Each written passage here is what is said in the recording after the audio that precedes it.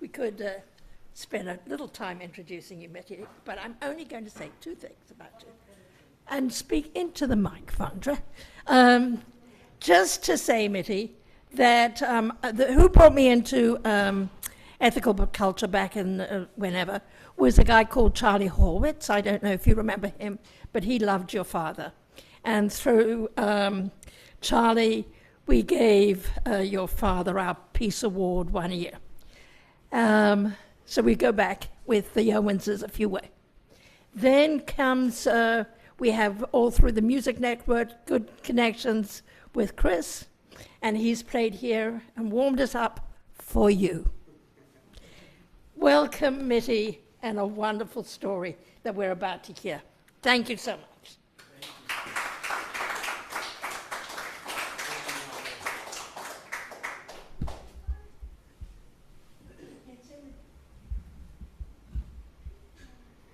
Hey folks, wow, what a pleasure being here and what a wonderful opening. Everything about it, so powerful, and I would say particularly the music. Wow, Dilson, muchísimas gracias, hermano. It's so perfect for a talk about Cuba, especially one where I'm going to try to weave in some stories, certainly some personal stuff, but I must admit it's a little bit of a heady presentation. It's not an artistic presentation, other than the great pictures. So it's great to have that musical grounding, because Cuba, you cannot talk about a place like Cuba and really understand the spirit and soul of Cuba without understanding the importance of music and culture. And we'll certainly touch on that.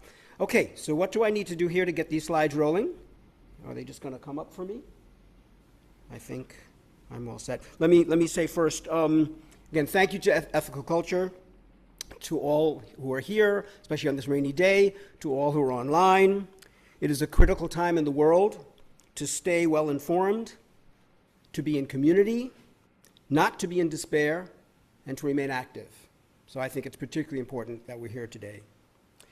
I've written about Cuba, but I've barely presented on it, so this is somewhat new and took many hours to put together, organizing so many pictures and the themes, and just thinking, every time I think about Cuba, especially for a presentation, I go deeper and deeper and thinking through some really critical issues, and I learned a lot in this process. It's still a work in progress, so bear with me, your patience, please. So let's dive in. There's a lot to cover. Please note that all questions and comments will be welcomed, but it would be great if you could note them for the discussion at the end so I can continue to move through. And we'll go to the first slide. So again, Pat, do I need to... My slideshow's open.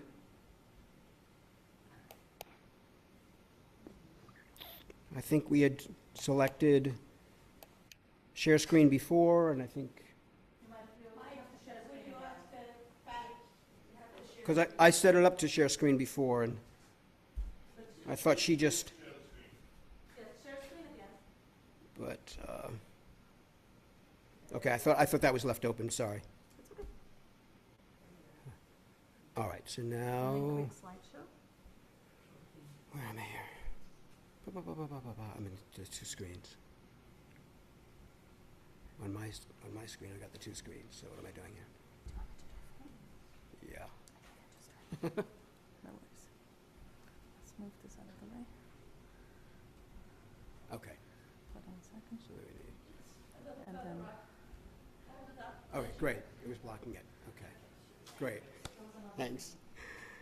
All right, and then I can see other folks over here. Let me move that to the side. Okay, folks.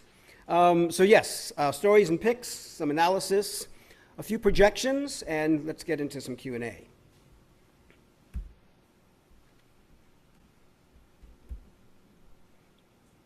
And I'm hitting advance, and it's not moving. We'll get the tech stuff straight.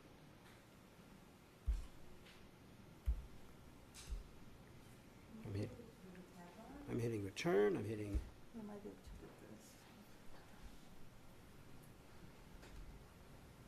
to do this. Okay, cool. Okay, so first I want to start by acknowledging what is presented to us about Cuba. I think that's an important starting point. So I think these words will probably resonate in terms of what is presented to us in the mainstream media. And basically, what the impression that I get is that Cuba is basically falling apart. It's a catastrophe. It's been a catastrophe for a while. Obviously, no one would possibly want to live there, and so they'll be much better off, of course, if we take them over. And these are some of the images that are projected regularly.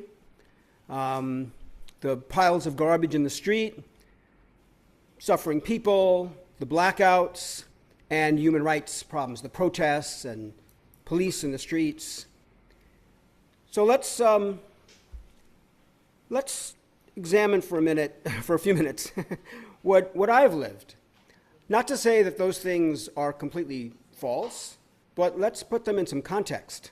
So here's some of the words that capture for me what my experience over 18 visits since the mid-1990s that I've been going, twice with my daughter, a number of times with other folks, generally by myself, not tours, and moving around and talking with lots of people. I'm not proficient in Spanish, but it's decent.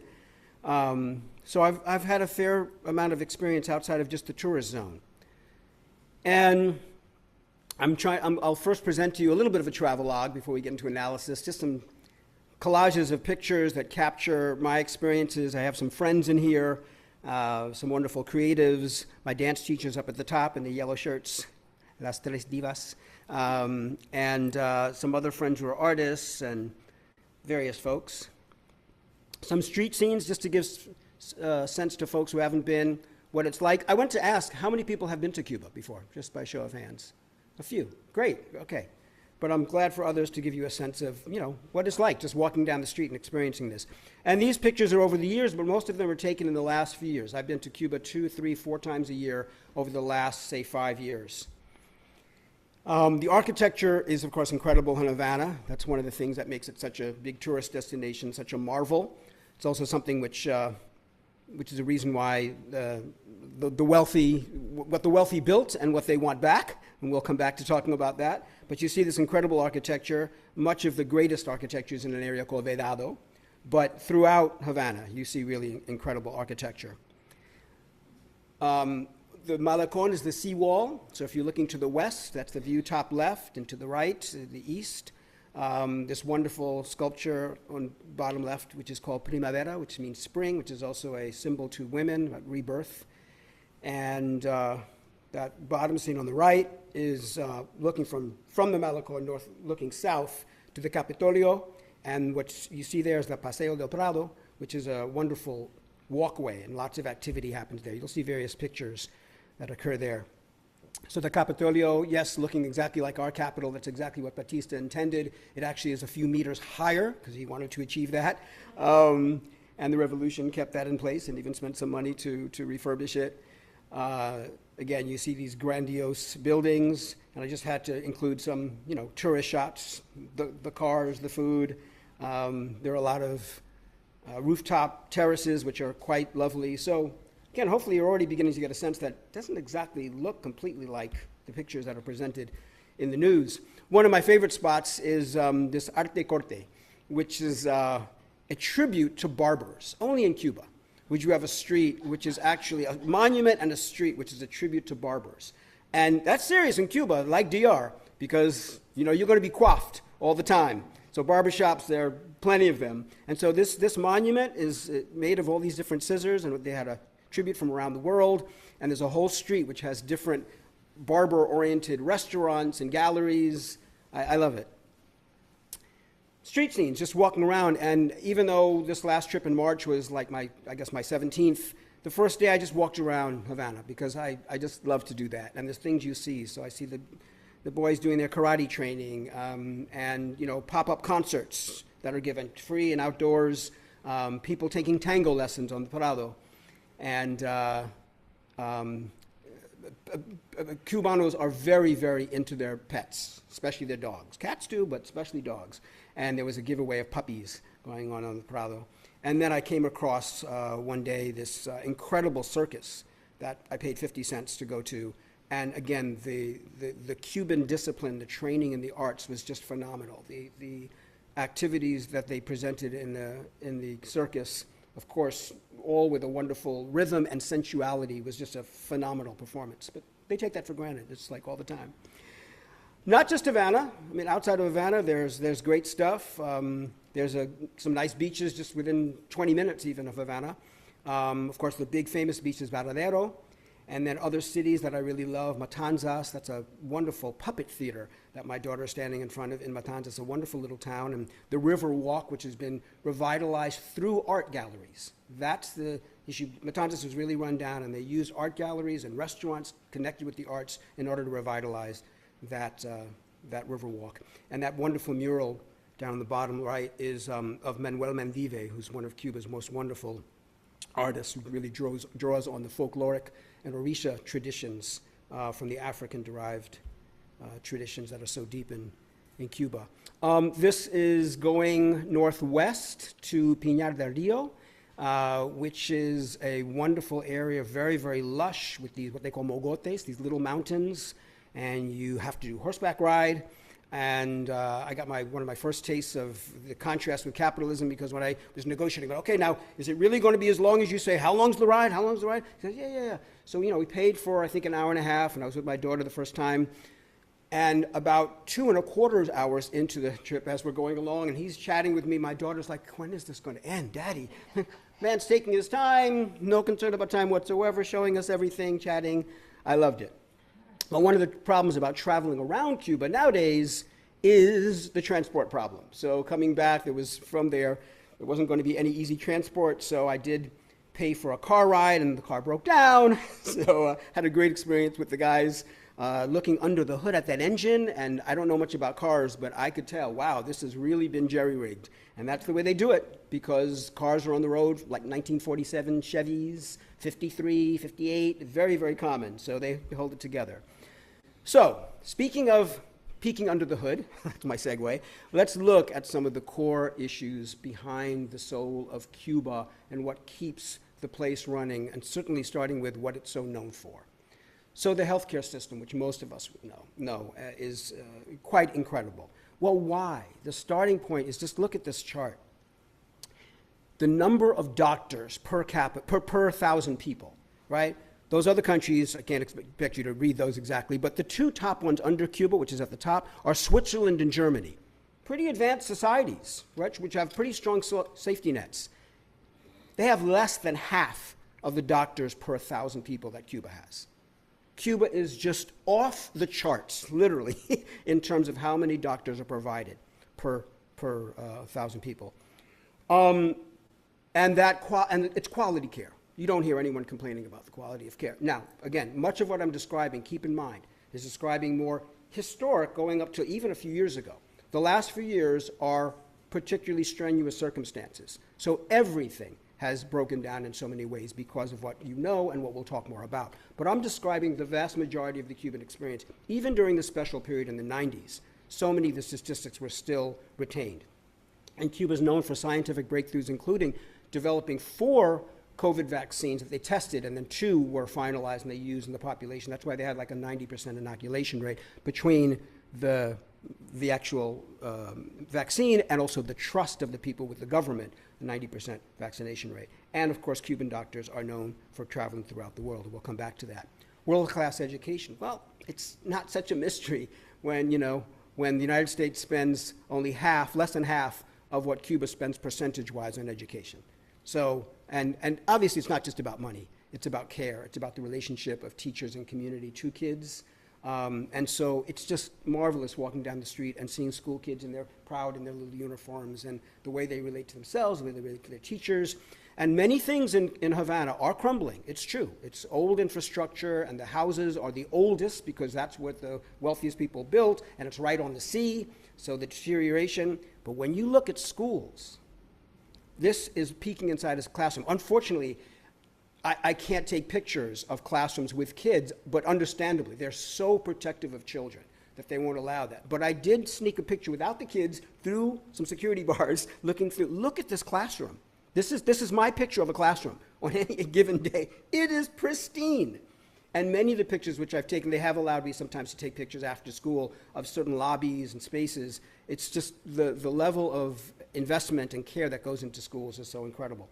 And then the picture bottom right is a little boy at a cultural ceremony. And this is just to remind myself that, again, education doesn't happen just in the classroom, especially in Cuba. Again, it's about community, and so much of it is about culture.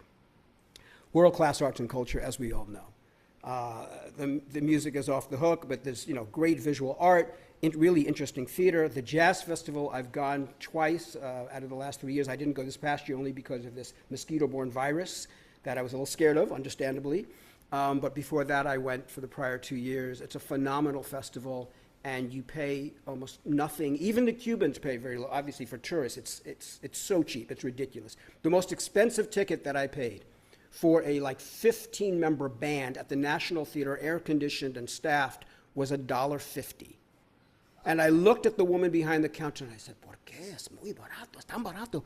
And she was like, I know, we have air conditioning, we have staff, but this is the policy of the government in terms of subsidizing the arts. Personally, I think it's crazy for tourists. I think they need to, we could easily pay $5, $10, $20, but that's the way they subsidize the arts. And so for the locals, it would have been like 20 or 30 cents, which again, is not, nothing for Cubans, but it's affordable to many, many people. And we'll talk a little bit more about the economics. But the energy, I wanted the picture on the bottom right because the energy of Cuban musicians, especially when you talk about salsa and what they call timba, which is a more modern, even hard-driving salsa, is incredible. So when you're around Cuban musicians, it's like, oh my God, the passion, the energy, it's really phenomenal. You have to go, Dilson. Let me know when you want to go. Spirituality. I remember in the 90s when the Pope, the 90s? The 90s, the early 90s, I think, when the Pope went to Cuba, and the New York Times headline said, "Religion returns to Cuba." It's the most arrogant statement. Only the presence of the Catholic Church and the titular head of the Catholic Church is valid. Cubans, even after the revolution, where yes, the religion was not embraced by the Communist Party and by the revolution, but what was truly suppressed and outlawed was the power and dominance of the Catholic Church as a partner of the elites. That's totally distinct from religion as a source of strength and spiritual guidance for people. And that is rooted in the African traditions, so many of them in Cuba. And what you see at the bottom left, you walk into almost any home, and you will see an altar of some sort, and on the bottom right as well. And there's synchronicity, as in Brazil. So you have the Catholic saints, which were basically forced upon people earlier during slavery, but also have been adopted over time, which are blended with the orishas of Yoruba. So there's not a loss of the African traditions, it's a blending.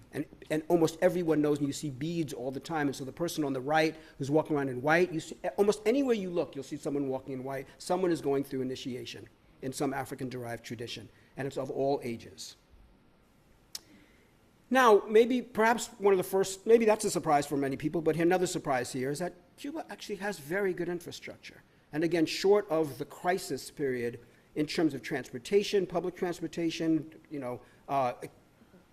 nominal price, and many buses and taxis and collective taxis, ample food for the most part, certainly in Havana, right? Again, that's not a message you hear. Now, the issue now is the affordability of food, because it's become more privatized. There's less that you get for a government ration. But there's food. So these are pictures that I've taken myself on every street corner. There are vendors around. But again, it's not affordable to many people, but there is ample food. So it's not like there's starvation, or certainly not unavailability of food. And there are capital projects that I've seen over times when I've gone over 6 months. It's a major project, but that made a major development. So there's administration, there's effective governance in many, many respects, such that in 2019, you find Cuba ranking very high in the UN's Human Development Index. This is particularly high for any country of the Global South. Again, this is not something which is reported generally in the mainstream media. Another surprise, housing security.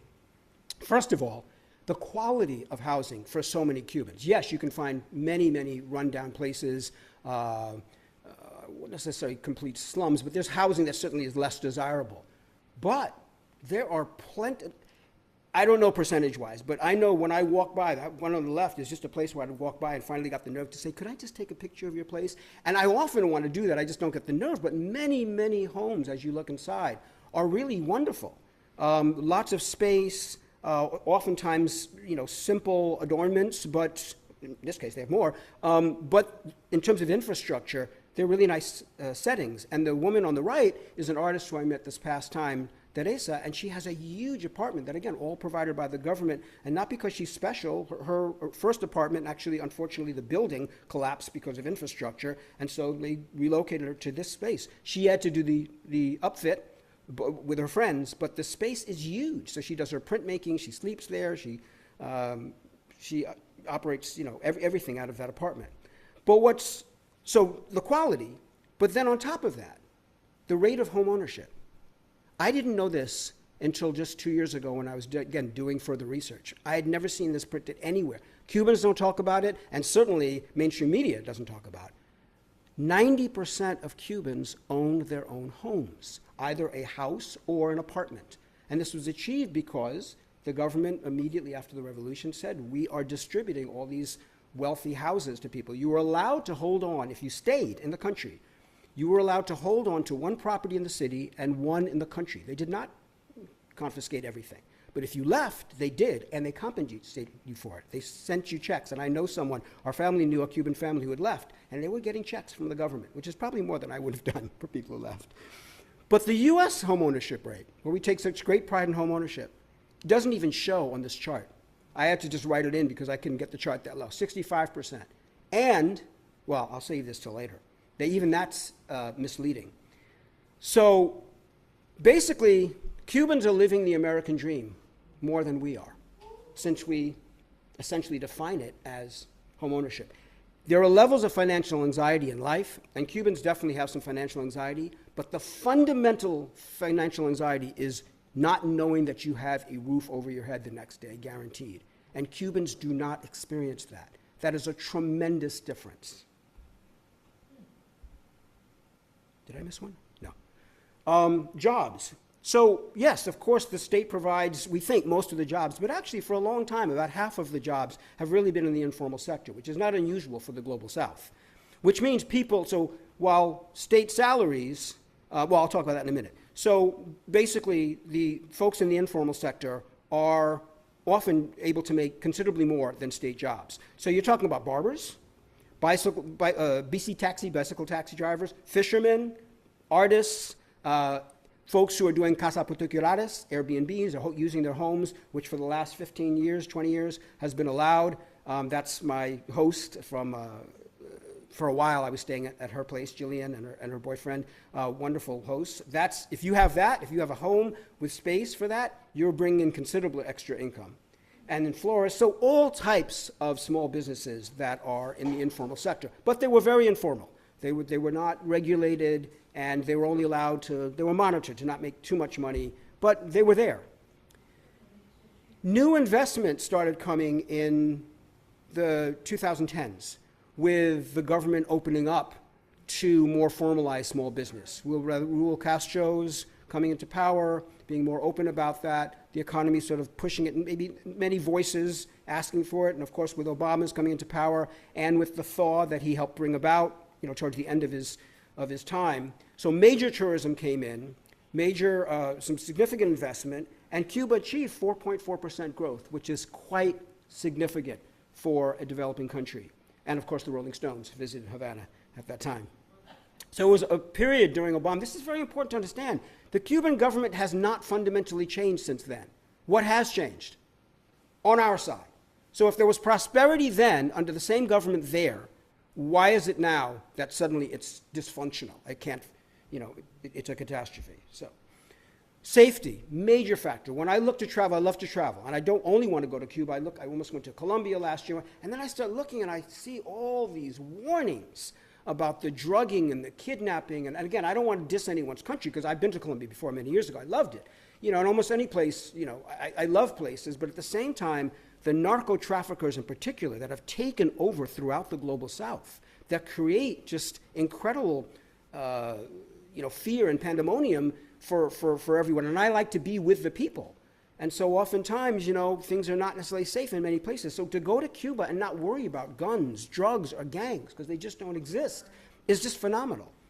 And particularly when you remember where it's located. Cuba is the perfect place, 90 miles just off of Florida, for gun running, drug running especially, coming up from Latin America, coming through the Caribbean. If the Cuban government wanted to be corrupt and wanted to make a mint, all they have to do is relax these policies and say, yeah, we will allow drugs. They would be, all of them, millionaires in a minute, as the leadership was before the revolution, because it is right there, and it's where everything could pass through. It's the largest island in the Caribbean, and that would be all the drugs going right through there. And yet, they continue to be strict. And you'd think that the United States would be paying them, as we pay other countries allegedly to fight against drugs. We should be paying Cuba for their incredible service to not allow drugs to come into this country. Instead, we're waging war on them. Community policing. So getting into, some of those sensitive areas. But when you walk around and you interact with the police, it's really incredible. They're not allowed to carry anything bigger than a pistol, the regular police. Now, there are some special police, but you hardly ever see them. But police don't carry anything bigger than a pistol. They don't have bulletproof vests. They're standing around licking ice cream cones, chatting with people. I did witness an arrest over on the right there. And basically, I will just say, it was so calm. And they treated the man with such dignity. And this was 2 months after the Tyree Nichols situation in Memphis, where the police kicked the living out of that man on the ground. And even the paramedics didn't care for him. And here I watched this, and it was completely different. And I even talked with a cop afterwards. I said, well, I'm from the States, and this is so different. And he said one line. He said, ¿Por qué? He said, porque aquí en Cuba no tenemos una economía. We don't have an economy. Pero tenemos salud mental. We have mental health. And that speaks to so many things. It also speaks to the fact that the police are not only sane, but they also don't have to start from the premise that you are dangerous because you might have a gun, because maybe with some fairness to the police here, they start with that premise. You could be armed, whatever. But then also we have a whole mentality of obedience. He was never thrown to the ground. He stood there. He just had plastic handcuffs, and he was wandering back and forth while he waited for a squad car. Very, very different. Basically, it's the most unintimidating police force I've ever seen. And I've been in Guatemala, Honduras, other places, and when you see right here, right in Grand Central, the flak jackets and the big arms, none of that in Cuba. Cubans put a premium on living, on being in community, on having fun. That's what is emphasized. You work to live, not the other way around, as we and many folks in Europe do. And so there are just so many times and spaces for people. Everywhere you turn, people are playing dominoes or chess or interacting just all the time. And this raises all sorts of issues about, work and productivity, which we'll come to in a minute. That's the Malecon, the seawall on the top right at night, where people just love to hang out, especially young people, and engage in music, and just it's great. So you see, people fishing, lots of outdoor concerts, lots of performances. There's just wonderful outdoor activity for everyone all the time, and most of it's free. People's interaction, the strength of that is also built on the fact that there is such strength in identity and appreciation of different identities. So Cuba's known for having taken such a strong stance against misogyny just after the revolution. Very strong feminist stance. And you see women in basically every position, and they make up more than half of the National Assembly. Abortion rights. Actually, abortion rights has actually been abortion was pretty lenient in Cuba even before the revolution. It's interesting. But they're particularly codified now, absolutely no restrictions, one of only 3 places in Latin America that has that. And in terms of racism, there's been such work to fight against racism. Doesn't mean it's gone, doesn't mean that misogyny is completely gone. It's only been 60-something years since the revolution. But the movement towards that, and in terms of blackness, the pride in being black, and you see it all over. And black folks have the swag in Cuba, and that's why I have the picture of the dude and these ladies, and folks know it, right? Very proud, and it's rooted also in that deep appreciation of African-derived religions and the roots. People will say, almost everyone, no matter what skin color, will say, oh yeah, our roots are in Africa. And of course, gay rights, which has just come such a long way, because up till 20 years after the revolution, about 40 years ago, still technically illegal. Right? You could be arrested technically. Didn't necessarily mean it was really happening, because I was there in the mid-'90s and I saw a huge gay gay festival going on in the middle of the street. There's a big drag show going on in the middle of the street, and there were no problems around. But certainly since then, so much more work to the extent that there was a national referendum which passed a family code that's inclusive of gay marriage a couple of years ago, and as you see, 75% voted, and 2/3 of the people voted in favor of the the most progressive family code in all of Latin America and most of the global South, including gay marriage. And you see the president there, not hiding behind, but actively saying that negating the existence of other types of families, is something that sets us backwards. And there were pictures in the media, there were same-sex couples that were shown. It was actively advocated and promoted around gay marriage as the core of this family code, which was great. Productivity. So I have this picture because I love these ladies. This is when I bought my phone card about 3 years ago. And this is important. It's a prized thing, my local SIM card. It's not always so easy to get. There are definitely shortages in Cuba for a variety of reasons. And so I walked in, I couldn't get a phone card. And they said, hold on. And they start, whispering to each other and da-da-da. And they said, okay, hold on, we'll try something. Okay, well, they're going to work something out for me, but I'm going to have to pay an arm and a leg, whatever. Well, they talked to some of the people, whatever, and one person gave up his phone card, and then she came to me and she said, no, we're selling to you at the same price, and she showed me the paperwork. They went out of their way, they spent a lot of time with me to be so helpful and so friendly. And that's the way I think about Cuban workers in general. They take their time, they're not in a rush, which for some of us is a problem, but you interact and with each other. When you watch Cuban workers in restaurants, I can't even tell who's the manager, who's the worker, because there's such camaraderie often. Well, it's an interesting contrast to what is said typically. This is off of AI when I pull this up, about productivity in Cuba. Basically, it's all about a deficit. It's about central planning, which stifles innovation, so Cuba is an unproductive place based on these notions that central planning cannot work, et cetera. So this is the line typically from here. And let's keep that in mind as we come back to that. So the gay marriage referendum, how do you get that type of vote, 75% of the people participating in it? Civic engagement and representation is very strong in Cuba. So you see regularly 75 to 90% of the people voting. It's not compulsory. Now, people will come at your door saying, hey, have you voted, because there's a lot of engagement locally, but it's not compulsory. Like I said, the National Assembly is very, very diverse.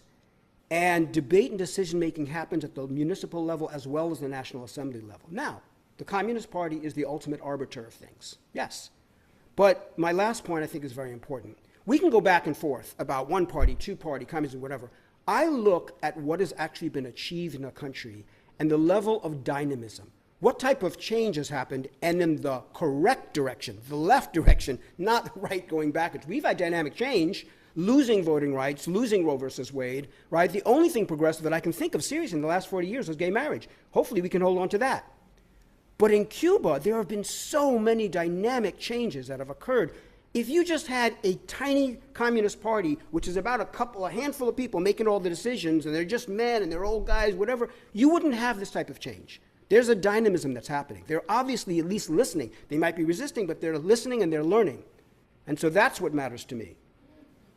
And but by the way, people vote every 2 years for the National Assembly. So you got your sticker, and this is the way they treat voting. Not necessarily every polling station, but some places, that's the dignity that they give it. This is the way young people are raised. And contrast that to our great models of democracy. Our greatest partner for world democracy is England, where there's still formally a monarchy. You say, oh, but come on, that's not really, that's just a titular thing. Okay, well then half of their parliament is the House of Lords. And how is the House of Lords half of their parliament? How are they selected? Hereditary. By birth. And how long do you serve? Forever. For life.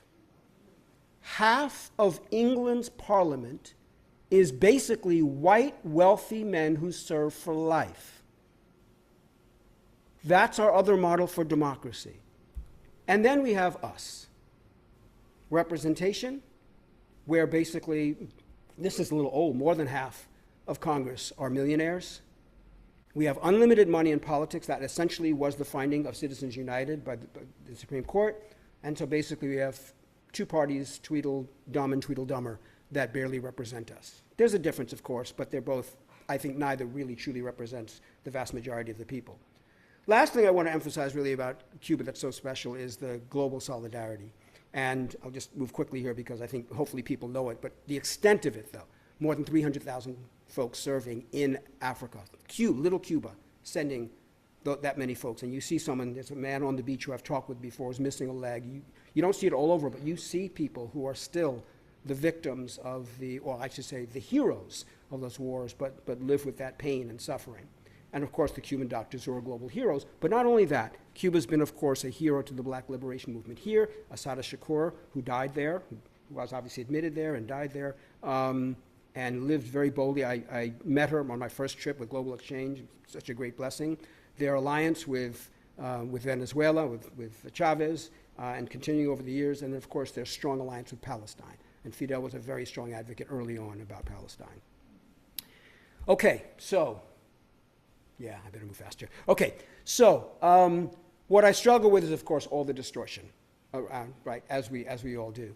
So, quick case study, the protests that emerged in 2022 as a result of Hurricane Ian. So, total blackout, devastation. Keep in mind, Cuba is this is according to the UN, the most prepared country for disaster management. And last year, I wrote a Substack piece on this. That's on the right. They evacuated 7% of their population, relocated to safety. This was Hurricane Melissa, not a single person killed. 7% of the population relocated. What? Contrast that with us, with Katrina, who provided barely any serious support for people to know about it, to be relocated, to be housed, to be protected, on the contrary. Versus Hurricane Maria in Puerto Rico, right? 500,000 people out to protest because it was so horrible. And on the bottom right, you see that just a year ago, 9 years after that hurricane, that grid is still only at 2/3 power, with private equity in there and everything. So what happened after that protest, after the hurricane in Cuba? Cubans are used to, at that point, pretty reliable energy, certainly compared to many places, and reliable government responsiveness. If there's a problem, there's a government rep there to talk to you about it. What happened at that time, for whatever reason, that didn't happen. There was no electricity, and there was no one there in these particular towns. And so people got very upset. And that opportunity was capitalized on by some other people who is always an element which is saying down with the government, whatever. So it became pretty nasty. And the police came in and arrested people. But do look very closely at these pictures. Look at the police. Look at what they have and what they don't have. Contrasted with, first, the riots dissipated. The power went on and the riots dissipated. Now, I want to contrast with, we know what major protests around the world look like and what government response looks like. Did you see shields, flak jackets, tear gas? None of that was in Cuba. And yet, allegedly, that was people's attempt to overthrow the government. If they were that in fear of that, you'd think they would have turned this out. But none of that. You'll find no pictures showing this in Cuba. Human rights. I don't want to make light of this issue. This is a complex issue. The most severe critique about Cuba is around this. Well, and it's true. They have a high incarceration rate. So when you look at these numbers, they're like 5th on this list. But it's interesting. They're at 500 people per 100,000 people incarcerated, and the U.S. is at 655. And Cuba's at the same level as the Maldives. Cuba, a country which is under constant threat, not paranoia, but real threat from bombings and terrorism, which hopefully in a minute I'll talk about, and has this level of incarceration, which again is something which should be looked at. But in context, does it stand out as such an outlier, as a country that's a justification for all the terrorism that we bring to it? And keep in mind that human rights should be defined in a broader way. Does human rights include gay rights, which they do, women's rights, economic rights? That's the broader frame, and if you apply that to other places, you have something very different. So, of course, we know what human rights look like in other places, in Colombia, in Mexico, in the US, and, of course, in Israel. So why is Cuba so vilified and so singled out? Well, They want their country back. It was the playground of the rich and the white and the mafia. It was the home of the mafia for 5 years in the 50s. That's Lucky Luciano in the middle there. So again, 90 miles away. If you watch The Godfather Part 2, the opening of the movie is the perfect presentation of Cuba. It's walking through the streets with people begging, a woman outside of a brothel, and she's begging with a child, and then they walk inside, and it's the extreme of decadence. It's a live sex show and gambling, whatever. That was Cuba before the revolution. That's what they want back. Havana was known as the Little Paris. I mean, the opulence, the incredible architecture that I showed you before. And Cuba has stood for all these years as a symbol against this and for the world in solidarity of the possibility of a completely different model that can achieve incredible results, but at great cost. So this just documents some of the incredible terrorism, the extent of it, against the bombings, the killings, the blowing up of airplanes, the over 600 assassination attempts against Fidel. Cuba has been under terrorism by the United States, and yet it's treated as a terrorist country, put on the list with Iran, North Korea, and Syria on the state sponsors of terrorism list by Trump in his first term, and Biden never took them off until his last day in office, which of course Trump then put them back on. And of course there's the even longer blockade that has been going on since 1960, which every year the UN General Assembly votes against, all except two countries, the US, Israel, and maybe some lackey country they get to go along with them. The enduring smear campaign, Cuba and Palestine are probably the two places which are the most distorted in terms of trying to get real news. And you can't read an article about Cuba without it being led with communist dictatorship, repressive regime. Why do we even use the term regime for some countries versus government for others? What makes theirs a regime? What makes Iran a regime versus a government? Very interesting. I hadn't even thought of that until a friend of mine who graduated from Columbia Journalism School raised that and said, oh, it has a totally different connotation. And then the story of Elian. Remember baby Elian, those of you who are old enough? Yeah, right? He was the poster child because his mother had drowned trying to bring him from Cuba, but then he was alive, and his extended family here wanted to keep him over our dead body. We're not returning them. Family rights, right? We're not returning them to the father. And the father was like, no, we want him back. And Clinton and Janet Reno had to storm in to actually physically get the boy and return him. Well, you heard a lot about baby Elian. You never hear anything about adult Elian. Went on to get an engineering degree in Cuba and is a proud member of the National Assembly. At least he was as of a few years ago. They don't talk about that. Failed state, that's the term that Marco Rubio constantly uses, and that's what they want to drive home for us, that Cuba is a failed state. So very quickly, what constitutes a failed state? We're led to think only in terms of economic terms. Well, it's a failed state because its economy doesn't work. But is that what's really most important? Aren't the social indicators like infant mortality, life expectancy, and literacy most important? Well, take a look here. Look how Cuba performs. They had gotten, a few years ago, again, before crisis, down to 4 per 1,000 in terms of infant mortality, versus the USA, these codes are all my reference points. This is not the overall, when you talk about a country like the US, you can't just talk about the US, you have to break it down. So for people of color and for black women, it's nearly 11 per 1,000 that where children die. And I can't see my full screen because, yeah. And the Dominican Republic is 31. Dominican Republic, comparable size, population, comparable region, culture, 31 versus the 4 that Cuba was able to achieve. Life expectancy, as you see, Cuba's higher. And literacy, the effective literacy rate for black youth in terms of proficiency in high school is 15%. I had to do real research to break down these numbers. 15% in terms of real proficiency at high school level. And in Dominican Republic also, 22%. So look at Cuba. But these are the models that people want Cuba to follow.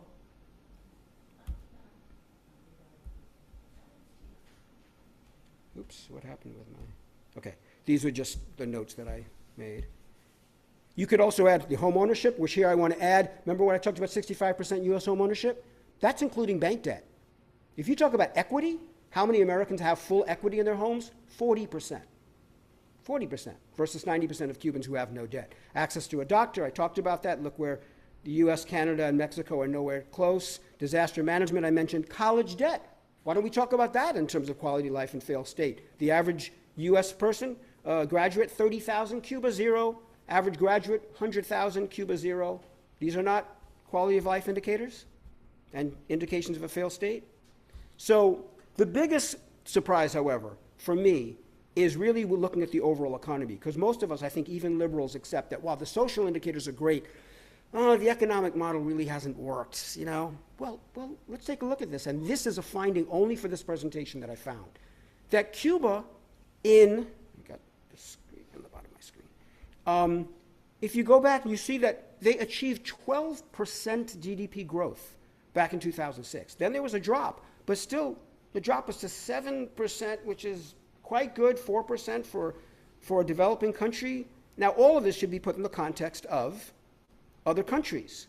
So here, there's the original graph, and then I just highlighted the numbers. Costa Rica, 5.2 in the middle of that period of 06 to 08, whereas Cuba had 7%. El Salvador, 2% growth. Guatemala, 3% growth, basically. Honduras, 3%. Cuba outperformed all of them. And these are countries with massive capitalist investment who follow our model, and yet they underperformed Cuba regularly. That I did not know.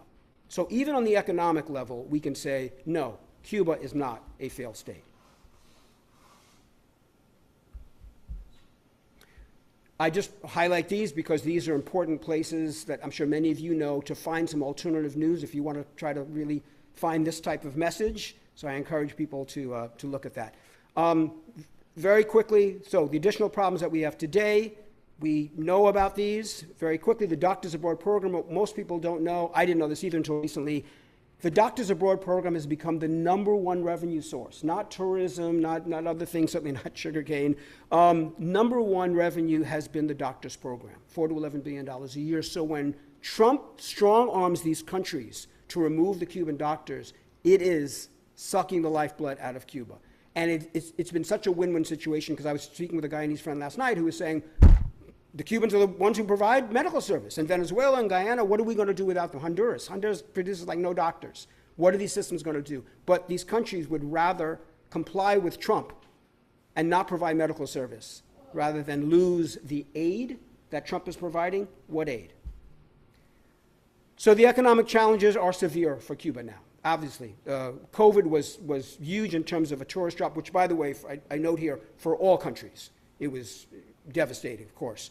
Inflation, currency devaluation has been severe, and outward migration. But outward migration, even that point, Rubio loves to talk about, all these people fleeing. Puerto Rico's at 17% outward migration since 04, right?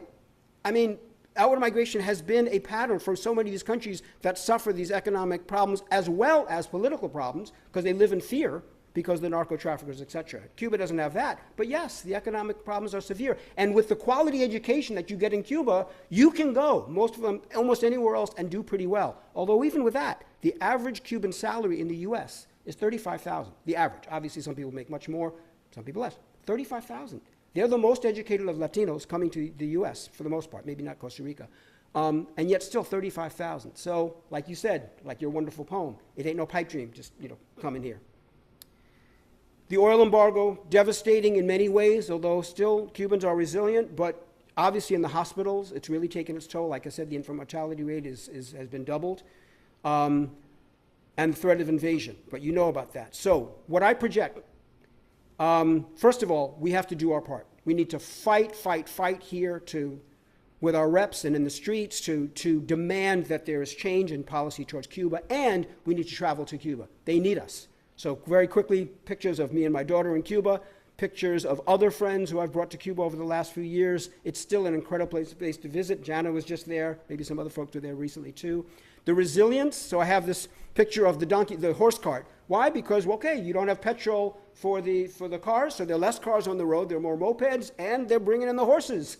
Or just outside of Havana, people are going to get around. There's a lot more walking, a lot more bicycles. People are going to make it happen. Unfortunately, yes, schools have been closed because of that to some degree. But again, Cubans are incredibly resilient.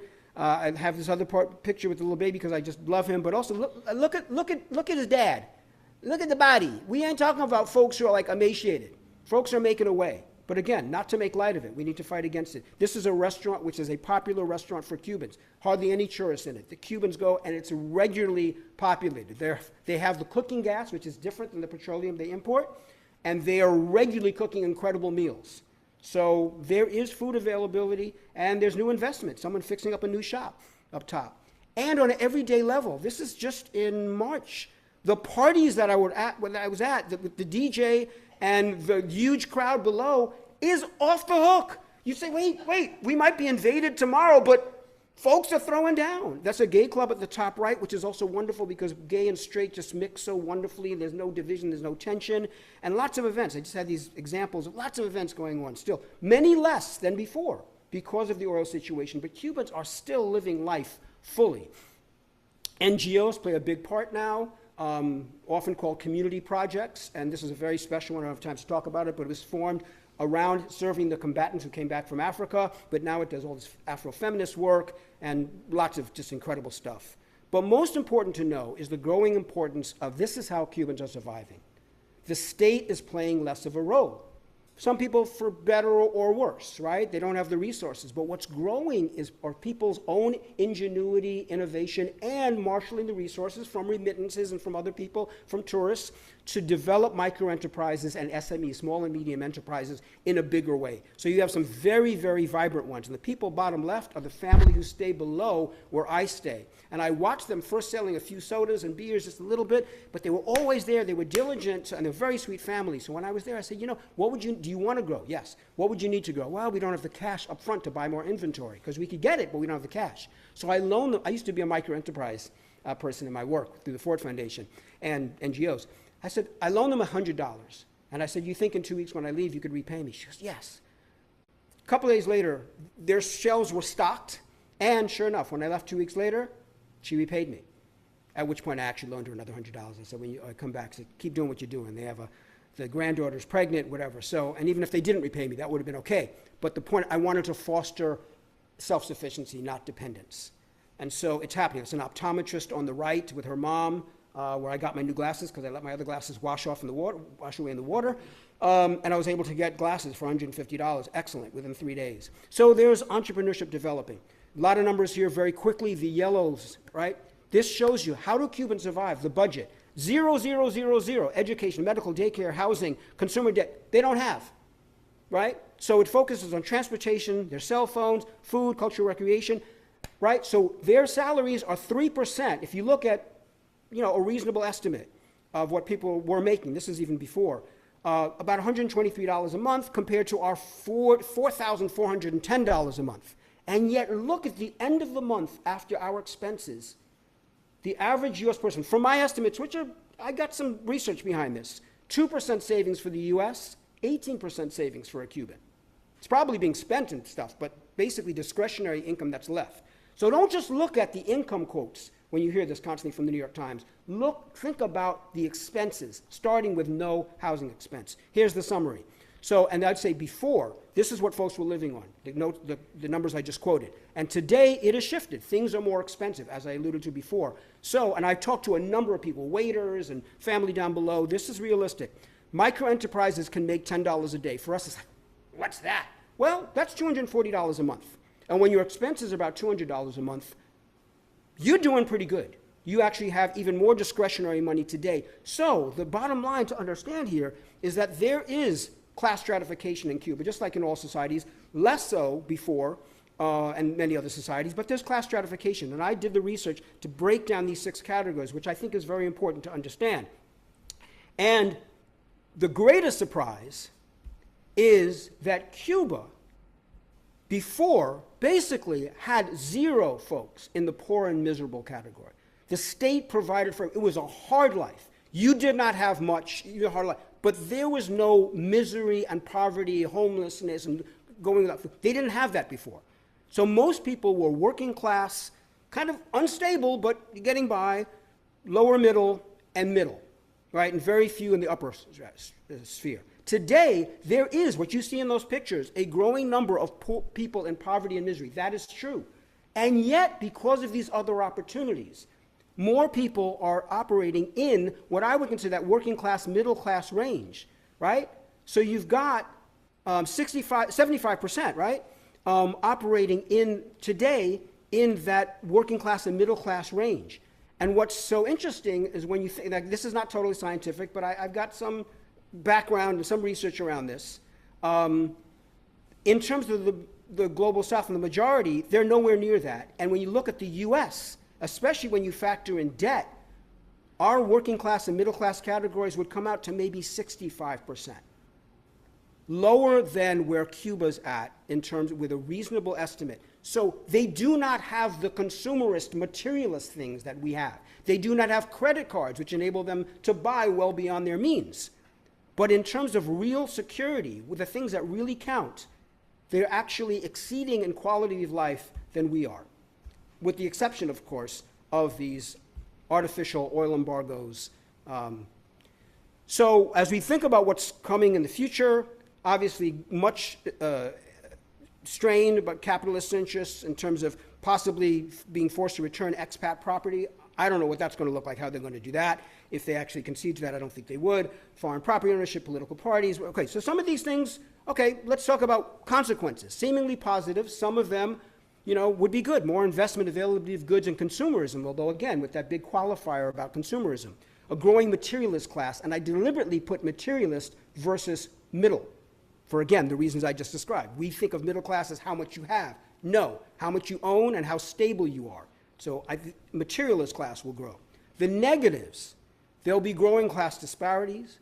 There'll be greater dominance by big businesses. There'll be growth of consumer finance because all the countries, DR and other countries, folks got credit cards and are racking up debt. Serious crime, if they open up, like the rest of Caribbean and Latin America. Investment in police and security, walking you through even Costa Rica, which is supposed to be so safe. The security is off the hook. The barbed wire, the giant fences, massive amounts of money go into that whole security industry. And they'll push for austerity, the outside forces, less public investment in social goods, and there will be no global solidarity with liberation struggles around the world. Finally, I'm really closing. The potential long-lasting effects, the really good stuff, Cuba, as forced to be even more ecological, will become a model as a solarized nation. They're making more deals with China. They're finding a way to do this, provided that big oil and gas isn't allowed to rule and prohibit them from doing that. Thriving microenterprise and small and medium enterprise growth, provided big box stores don't come in like in Puerto Rico and other places where Walmarts will dominate, and so it actually crushes small business. Strengthening of political pluralism if the elites don't take over. The loss of U.S. hegemony, basically, folks all around the world are saying, something, U.S., we can go elsewhere.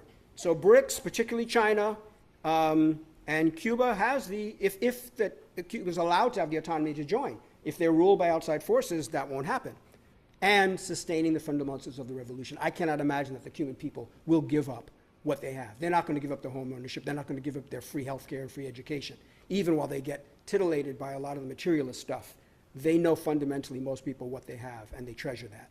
So, I know I'm over time, but thank you, folks, for bearing with me. I hope that was helpful.